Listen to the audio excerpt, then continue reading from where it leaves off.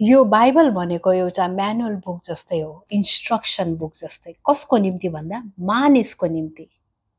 त्यो मानिस जो कोही पनि हुन सक्छ, हिन्दू, मुस्लिम, बुद्धिस्ट, इसाई, परमेश्वरै नमान्ने एथियस्ट, जो कोही पनि हुन सक्छ। त्यसको निम्ति चाहिँ के हो भने म्यानुअल बुक हो। जसरी यहाँले कुनै सामान किन्नुहुन्छ, त्यो सामान किन्दाखेरि एउटा युजर म्यानुअल भनेर यहाँले यो क्याटलग बुक अथवा इन्स्ट्रक्सन बुक पाउन सक्नुहुन्छ, जहाँ चाहिँ यो सामानलाई कसरी जडान गर्ने, के गर्ने, कसो गर्ने, यसलाई बनाउनलाई के गर्नुपर्छ भन्ने सबै कुराहरूको इन्फर्मेसन दिएको हुन्छ। र लास्टमा चाहिँ के हो भने यहाँ वार्निङ पनि दिएको हुन्छ, हैन, ह्यान्डल विथ केयर भनेर। यसलाई राम्ररी ह्यान्डल गरेन भने यसले हामीलाई क्षति पुर्याइरहेको हुन्छ, चोटपटक लगाइरहेको हुन्छ भन्ने कुराहरू यसरी वार्निङ पनि दिएको हुन्छ। यहाँ हेर्नुहोस् त, त्यसै गरेर बाइबलले पनि मानिसलाई वार्निङ दिएको हुन्छ। त्यहाँभित्र लेखिएको कुराहरू गरिएन भने, परमेश्वरले भन्नुभएको कुरा हामी मानिसले सुनेन, त्यसलाई मनन गरेन भने आज हामीलाई ठुलो वार्निङ पनि दिएको हुन्छ। अब भन्नु होला मानिसको लागि नै किन, हैन, अब क्रिस्चियनहरूलाई मात्र त होला नि यो भन्ने कुराहरू पनि कतिपय मानिसलाई हुनसक्छ, किनभने बाइबल चाहिँ क्रिस्चियनहरूले पढ्ने भन्ने एउटा के भन्छ त्यो सोच छ, हैन। तर त्यो सोच के हदसम्म त ठिकै हो, क्रिस्चियन भएपछि बाइबल पढ्नै पर्छ। तर परमेश्वरले त्यसो भन्नुहुन्न, क्रिस्चियन भएपछि मात्र बाइबल पढ्ने होइन कि मानिसले चाहिँ बाइबल पढ्नुपर्छ भनेर। किनभने हामी एउटा वचन हेरौँ, यशाया 45:12मा यहाँ के लेखेको छ भने, पृथ्वी मैले बनाएको हुँ, त्यसमा मानिसहरू मैले सृष्टि गरेको हुँ, मेरै हातले आकाशलाई फिजाएको हो र त्यसका तारामण्डललाई मैले नै ठिक गरी मिलाएको हुँ। युसी यहाँ परमेश्वरले के भन्नुहुन्छ, आकाश, स्वर्ग, पृथ्वीमा भएको यावत थोकहरू मैले बनाएको हो। अनि त्यसमा भएको मानिस, हामी सबैजना मानिसहरू पनि परमेश्वरले नै सृष्टि गर्नुभएको हो। को परमेश्वर भन्दा यो बाइबलको परमेश्वरले, किनकि यो बाइबलको वचन हो, परमेश्वरको वचन हो। र हामीले यशाया 45:5मा पनि पढ्यो भने यहाँ के भनिएको छ भने, म परम प्रभु हो अनि म बाहेक अरू कोही परमेश्वर छैन। I am the lord, there is no God except me. उहाँ नै परमेश्वर हुनुहुन्छ, सर्वव्यापी परमेश्वर हुनुहुन्छ, सर्वज्ञानी परमेश्वर हुनुहुन्छ, उहाँ बाहेक अरू कोही परमेश्वर नै छैन।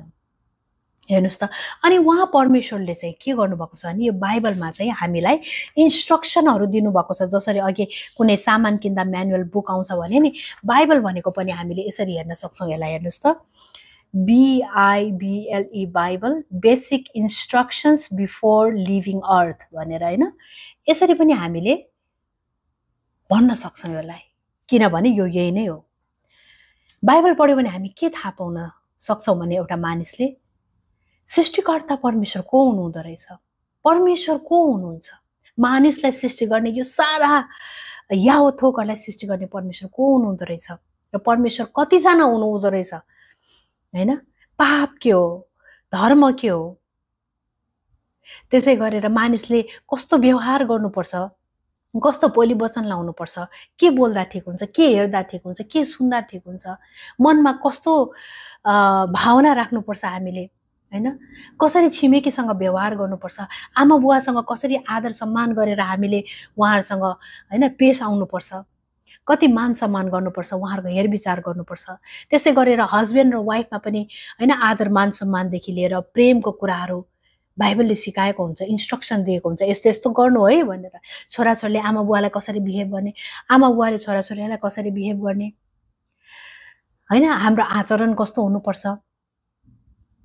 त्यसै गरेर आज हामीले धर्म गरेर कर्म गरेर के स्वर्ग गइन्छ गइँदैन भन्ने कुराहरू पनि हामीले बाइबलमा हेर्न सक्छौँ। बाइबलमा हेऱ्यो भने ओहो परमेश्वरले यो संसारलाई नै कति प्रेम गर्नुभएको भन्ने कुरा पनि हामी जान्न पाउँछौँ। यूहन्ना 3:16मा त्यही छ, परमेश्वरले संसारलाई यस्तो प्रेम गर्नुभयो कि उहाँले आफ्नो एकमात्र पुत्र दिनुभयो, जो उहाँमाथि विश्वास गर्छ कोही पनि नाश हुने छैन तर त्यसले अनन्त जीवन पाउँछ भनिएको छ। यानि कि परमेश्वर एकदम महान परमेश्वर, प्रेमिलो परमेश्वर हुनुहुन्छ। आज हामी मानिस जाति पापमै जन्म्यौँ र पापीमा मर्यो भने हामी स्वर्गको राज्यको हकदार हुन सक्दैनौँ, यानि कि मरेर स्वर्ग जान सक्दैनौँ, हामी सधैँ नर्कमा बास गर्ने प्राणी बन्न जान्छौँ। त्यही भएको कारणले परमेश्वरले हेर्नुहोस् त युजफुल इन्स्ट्रक्सनहरू दिनुभएको छ, तिमी यो पृथ्वीमा बसुन्जेल तिम्रो चालचलन यसरी तिमी जिउनु है, र एउटा सृष्टिकर्ता परमेश्वर जसले तिमीलाई सृष्टि गरेको छ त्यसलाई चिन्नु भनेर प्रभुले हामीलाई राख्नुभएको छ। परमेश्वरले दिनुभएको त्यो बलिदान मानिसलाई पापबाट मोक्ष दिनको निम्ति, पापबाट मुक्ति दिनको निम्ति के गर्नुभएको छ परमेश्वरले, कत्रो ठुलो बलिदान दिनुभएको छ, रगत बगाएर बलिदान दिनुभएको छ। परमेश्वर भन्नुहुन्छ, हे मानिस, तिमीले उहाँको रगतलाई विश्वास गरेन, उहाँले गर्नुभएको क्रुसमा आफ्नो प्राण त्यागेर हामीलाई जीवन दिनुभएको कुरालाई तिमी विश्वास गर्दैनौ भने तिमी नरक जान्छ भनेर बाइबलले वार्निङ दिएको छ। त्यसैले इट इज सो इम्पोर्टेन्ट आज हरेक मानिसले बाइबल पढ्नको निम्ति। बाइबल पढ्यो भने त थाहा पाउँछौ नि, यो सबै कुरा सृष्टि गर्नुहुने परमेश्वर त परमप्रभु परमेश्वर, बाइबलको परमेश्वर रहेछ भनेर। हैन, सत्य भन्ने कुरा एउटै हुन्छ। घरमा पनि आमा बुवा भनेको कुरा पनि एउटै हुन्छ। आमा पनि एकजनै हुन्छ, बुवा पनि एकजनै हुन्छ, धेरैजना हुँदैन नि त। हैन, हाम्रो ड्याडी त एकैजना मात्र हुनुहुन्छ नि। इन द सेम वे परमेश्वर पनि एकजना मात्र हुनुहुन्छ। उहाँले मात्र हामीलाई बुझ्नुहुन्छ, हाम्रो पाप क्षमा गर्न सक्नुहुन्छ, हाम्रो दुःख पीडा बुझ्नुहुन्छ, हाम्रो आँसुलाई पनि उहाँले बुझ्न सक्ने परमेश्वर चाहिँ उहाँ मात्र हुनुहुन्छ।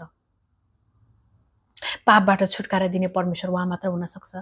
हामी जुनसुकै अन्धकारको कामहरू हामी गरिरहेका हुन्छौँ, त्यो कुराहरूबाट छुटकारा दिने परमेश्वर पनि उहाँ नै हुनुहुन्छ।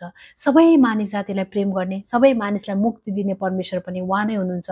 It doesn't matter which background are you from, Hindu होस्, मुस्लिम होस्, बुद्धिस्ट, इसाई, केही फरक पर्दैन। परमेश्वरलाई यति मात्र हो कि मानिस भन्ने कुरा चाहिँ परमेश्वरलाई म्याटर गर्छ। किनभने हामीले बाइबलमा पनि हेऱ्यौँ भने प्रकाशको पुस्तकमा हामीले हेऱ्यौँ भने प्रकाश 5 अध्यायको 9 पद र प्रकाश 7 को 9 मा हेऱ्यौँ भने त्यहाँ चाहिँ ट्राइब, ल्याङ्ग्वेज, पिपल, नेसनको बारेमा उल्लेख गरेको छ, यानि कि कुल, भाषा, मानिस र जातिको बारेमा। हेर्नुहोस्, यहाँ क्रिस्चियन भन्ने शब्द नै उल्लेख गरेको छैन।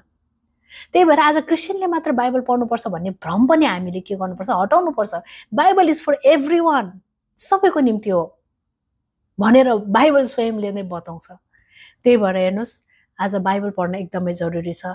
आज संसारमा ठुलो ठुलो पोस्टमा होला, ठुलो नाम कमाएको होला, घर होला, गाडी होला, बङ्गला होला, ब्याङ्क ब्यालेन्स टर्नै होला, तर यो सबै कुरा पाएर पनि, हैन, धर्म कर्म पनि निकै गरिराख्नु भएको होला भने नि यो सबै कुरा प्राप्त गरेर पनि आफ्नो प्राण गुमाउँछौँ भने हामीलाई के को लाभ भनेर परमेश्वरको वचनले बताउँदछ। यो सबै कुरा यहाँ दुःख गरेर कमाइयो, तर हामी अन्तमा गएर नरकमा गएर बस्नु जान्छौँ भने, मरेर गएर मरिसकेपछि प्रभुलाई नस्वीकारेर भने त्यो के को लाभ भएर हामी मानिस जातिलाई। त्यही भएर यो बाइबल भनेको क्रिस्चियनले मात्र होइन, बाइबल भनेको सबै मानिसले पढ्नुपर्ने पुस्तक हो। यति नै भन्न चाहन्छु। यहाँहरूले यो वचनलाई सेयर गर्नुहोला। God bless you all. Take care.